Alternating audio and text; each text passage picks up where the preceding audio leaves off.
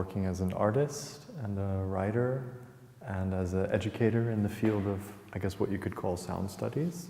So in my own work, I've been quite a lot concentrating on the relationship between sound and social life, or experiences of urban space, experiences of community, how sound as a material, as a medium, facilitates different kinds of relationships. In a way, also lead me to develop different organizational projects, and also running a small press who are publishing books. So also developing kinds of discourses and collaborations.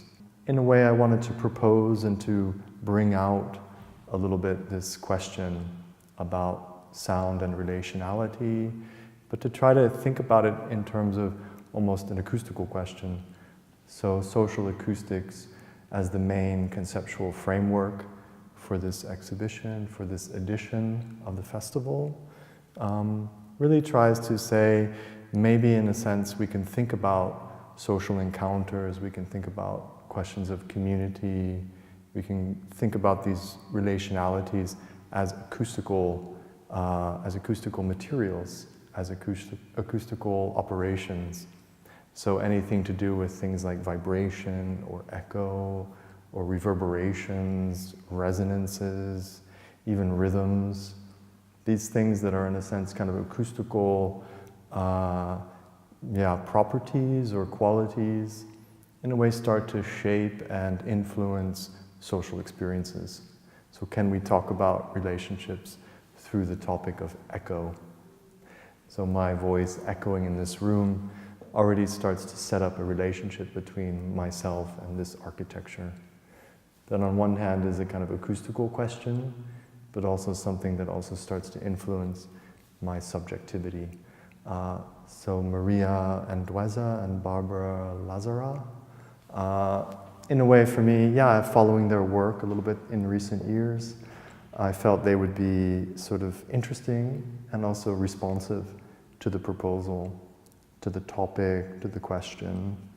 While at the same time, I guess as a curator, I'm also very interested to create a very open framework and in a way empower the artists to do what they do. So it wasn't a very strong, overdetermined framework, but rather an invitation.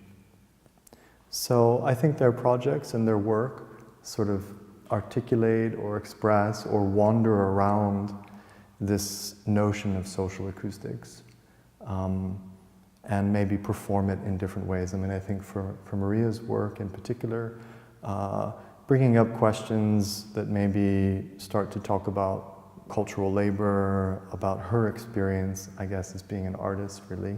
An artist, also an educator, someone who, in a sense, is situated within a very particular social framework, and trying to reflect upon, that condition, in a way, being a cultural worker, of being, precarious in a certain sense, within a kind of insecure labor framework.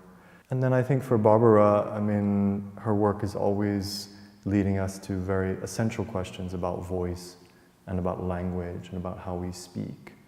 And also maybe for her about how others speak through us, or how voice carries very powerful messages. Her voice, her body, or her performativity, relating us, of course, to realities coming out of Mexico that are very strong political realities. Social acoustics also related itself back to very particular experience to do with work and love, and also to do with individuality and political structures.